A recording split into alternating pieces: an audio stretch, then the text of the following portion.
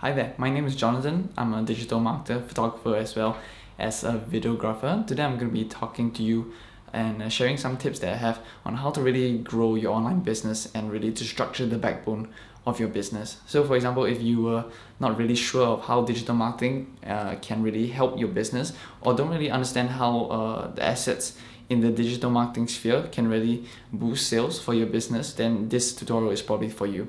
In addition, if you're a small business owner and you would like to expand your footprint in the online sphere as well, this tutorial may be helpful for you. So I'll just go into the computer, we'll just go through a few things, and we'll see you there. How to build a backbone to your online business. So what's important that you should note is to understand how you're able to generate traffic from all the different sources in the world to your website, or as well to your services to put eyeballs onto your website. So fundamentally, this is something you should already know if you're running a business, but if you're just starting out, these are things that you need to establish first before doing anything else. So basically, there are just two questions that you need to answer. Number one would be, who are my customers? Number two would be, what is my customer persona? So you need to understand what are their wants, their needs, their desires, things they like, things they don't like. Okay, so there's actually a platform that I can show you in a future video on really how to establish this using Facebook's audience insights tool. It's a very powerful tool that you can search up on to see what your potential clients like and what they don't like in terms of Facebook pages, etc, etc. But that will be in a future video. Okay, so this is something that you need to establish first. Secondly would be targeting. There are just another two questions you need to ask yourself.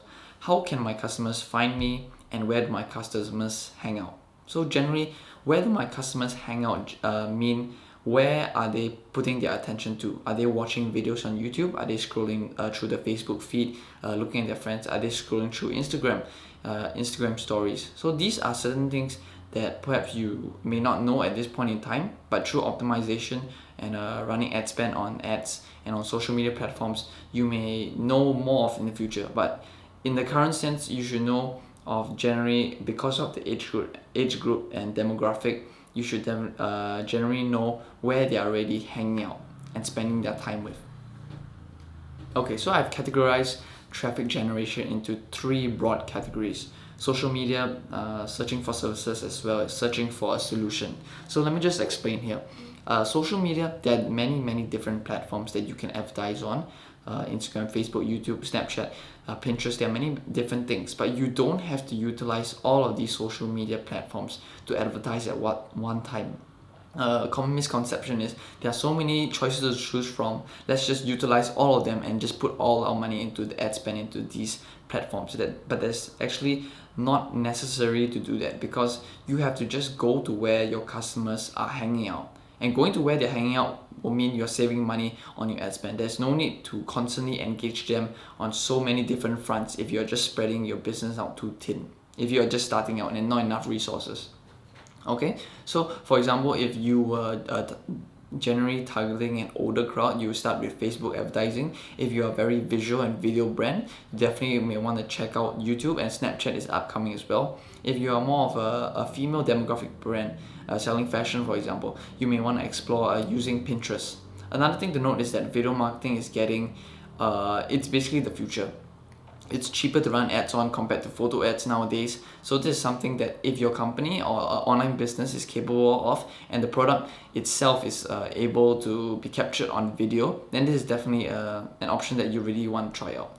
The second thing in traffic generation would be searching for my services via user intent. So basically, as you can see here, Baidu, Google, Bing, they are all search engine based. So people are really searching for these terms online, and you can really target your ads by putting your ads in front of these search terms. So for example, if I was running a dentist, if I was a dentist and I need to run ads, for example, I'm promoting my teeth whitening services, right? So if someone searches for an ad in Google, if someone searches for teeth whitening in Google, your ad will basically come up and show up and be a possibility and a suggestion to their search intent, such that you're fulfilling their search intent by if they click your ad, and basically a form of advertising. The second factor in traffic generation would be searching for my services via user intent. So basically how search engine works is Okay. The second option in traffic generation for searching for my services via user intent would be using search engines. So for example, if you're advertising in China, you use Baidu, and for the rest of the world, it's usually Google and Bing, which are the dominant search engines.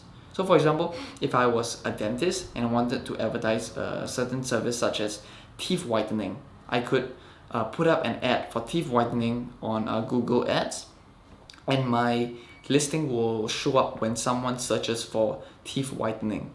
So this will really increase the visibility of your services. However, using this type of platform, there are certain limits, such as there's no video at this point, and photo opportunities as well is quite limited. However, it is technically a more qualified lead by using search services, because people are already searching for your terms and already have interest and an intent of buying such products. The last one would be searching to look for a solution. So searching to look for a solution is part of SEO and content marketing. So SEO is search engine optimization, and content marketing is basically creating articles, blogs, videos, photos that are relevant to your product, that may perhaps educate, inform, or even entertain your audience about your product, such that they'll be more inclined to purchasing your product in the future. So if, for example, I'm just using the dentist example, if I was promoting a teeth whitening service, generally people are already searching on Google, for example, on information about this teeth whitening service. For example, they'll be searching how painful is it? Does it cost a lot? How many sessions do I need to go through? What are the results that I can expect from these teeth whitening services in general? So if these are things that are already being searched for, you can create content around these things that people are searching for, such that you will be able to become the top search in Google, and more people will be able to be exposed to your brand, and this teeth whitening niche this service that you are providing would be have increased visibility.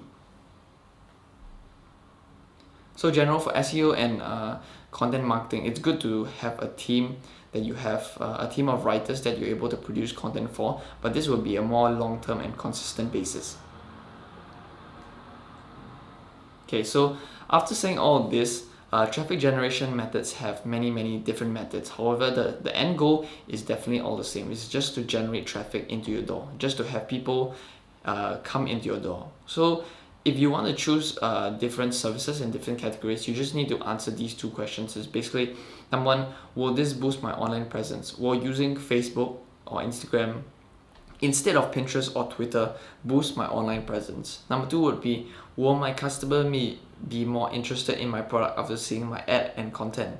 Right? So for example, if I wanted to go into content marketing, I wanted to write certain blogs about this teeth whitening services, will people actually be more inclined to buy my teeth whitening services after reading my article?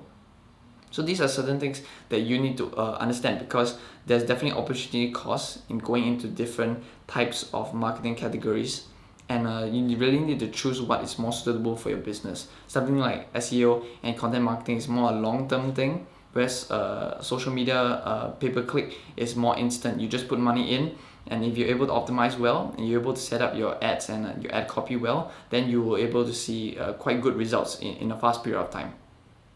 Creating your marketing funnel is extremely important, because you really understand each step of the steps that a customer needs to take, all the way from seeing your ad all the way to your purchase cycle, such that you're able to really control each step of the marketing funnel and you're able to optimize for it.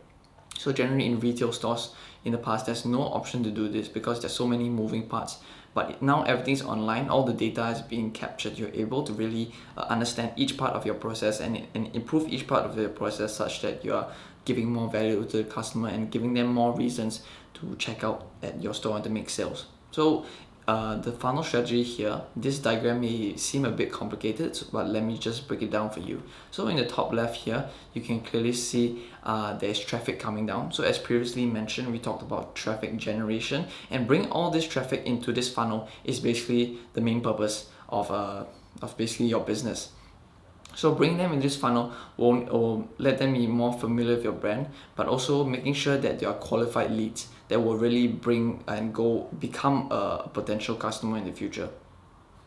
So you're bringing all this traffic that you've generated from your social media platforms as well as your Google searches, and you're bringing them into your entire marketing funnel such that you're able to track their actions and their processes as well. The first thing would be bringing traffic into square one, which is basically a lead magnet or offering something for free or reduced price. Usually people do it such as in exchange for an email, such that you build your email marketing list as well. So the next step would be bringing them to a landing page or messenger bot. So I won't go into messenger bot this video, but bring them to a landing page where you're able to really educate them on your product and showing them certain things that you may not have been able to do so with just an ad. So really showing them perhaps video, like real life footage of your product being used, why is it good, you're explaining certain points and making them more aware of your product. Because more importantly, the more a customer knows about your product, the more comfortable they are putting money into it, right? Especially if you are selling high ticket items in e-commerce as well. Okay, so after you bring them to the landing page, and if they're still interested, they will go to the product page. So after being educated about your product, they really know your product, they understand your brand, they know what it stands for, and they're still interested in coming and becoming a customer, then they will proceed on to the product page. After the product page, they will have move on to the add to cart and to the checkout process, and then they will eventually be your customer. So these additional arrows at the bottom here are things that I want to just touch on briefly because they're quite complex. But for example, in the landing page, as you can see, there are three arrows that are pointing to the landing page. So one would be retargeting, video ad, messenger bot retarget, as well as add to cart purchase lookalike audiences. So the retargeting and lookalike audiences is a feature on Facebook that will allow you to retarget potentially previous potential customers and people who have interacted with your ad, people who have already seen your ad, people who have become from cold to warm traffic, such that they are more qualified leads. So you basically run an initial ad in your first traffic funnel, but then you set up an additional retargeting ad such that these people who are already warm and know something about your ad are redirected to either the product page or redirected to the landing page, such that they are reintroduced back into the funnel, but they are more qualified. A messenger bot retarget would be, for example, if someone commented on your ad, you can basically come into their Facebook Messenger and resend them a message and basically reminding them, hey, we're this business and we have this product that you have previously seen before, but we are reselling to you, for example, at a lower discount. So it really entices the customer to come back into your marketing funnel instead of just being a customer that has just seen a product but has never taken action on it. So you're basically building up this growth of subscribers and people who have already interacted and become familiar with your brand, such that it will increase the likelihood that they will buy from you. Okay, the last step of this funnel would be at the add to cart, add to checkout area, where there's upsells and downsells. So basically, after your checkout area, you generally want to upsell people on potentially other different products that you want to sell them in addition to the main product that you're selling, such that you're increasing the order value of your business and basically using this marketing funnel to sell them more products. In addition, your email marketing is capturing emails at this process, so anybody who has checked out at this point will already have their email captured and be put under your list, under your CRM, such that you're able to build lists and remarket to them in the future. The reason why these are the benefits of having a visual representation of your marketing funnel is basically you're able to pinpoint and measure the effectiveness of each step by measuring the conversions and basically the data from each block in your marketing funnel. The second reason why you will need to break down your marketing funnel in a visual way is because you're able to analyze traffic and analyze the traffic drop-off at each step. So as you see in your funnel, at each step from your lead magnet to your landing page to your product page, not everybody will move on to the next step of your funnel. And being able to analyze each step and the traffic drop-off will allow you to understand as a business owner, how do I improve my processes and how do I improve my advertising at each step of the marketing funnel, such as you're able to increase the conversion rates and make more sales. So the second point is just related to the third step, where after seeing all this data and the traffic drop-off, you're able to optimize each step such that in the fourth point, you're able to create additional value for the customer at each step. So giving them more incentive to buy your product in the end. So what I mean by additional value is, so what a lot of marketers use is by creating additional value, they're giving free things that may not be at cost to them, or it may be, of course, at cost to them as well. So for example, if I was selling makeup brushes, right, I could give them a free accessory at this step of the marketing funnel. Or if I was selling information products, I could give them a free PDF or a free ebook of something that I've written. So the reason why you would need to break down your marketing funnel in this way is to be able to, last point, create an automatic system workflow. It's extremely important for you to create these systems in place already, and funnels that you understand, and so that you understand at each point of the marketing funnel what type of customers you're dealing with and how you're able to optimize for each type of customer. So creating this automatic system workflow will really free up your time, as well as understand that there are fewer moving parts in terms of how you advertise and in terms of how you market your products. So the few moving parts that you need to concern yourself with are generally what type of ads do I need to produce such that I'm able to create more traffic, as well as I guess your upsells, downsells, and as well as what type of content you want to push out through your email marketing. Okay, so basically that's the end of my presentation. So I guess if the key points would be step number one, establish your marketing funnel. Be very aware of what you're doing and how you're driving traffic. Number two would be choosing the correct social media platforms to actually advertise on, such that you're not wasting money. And number three would be to optimize your ads and your marketing funnel based on the data that you're given. Don't base it on gut feel. Base it on the data that your advertising is giving you, such that you can accurately optimize and increase your conversion rate. Okay, I hope you understand what I'm talking about, and I hope you enjoyed this video. If you have any questions, feel free to just put it down in the comment section below, and I'll see you in the next video. Thank you.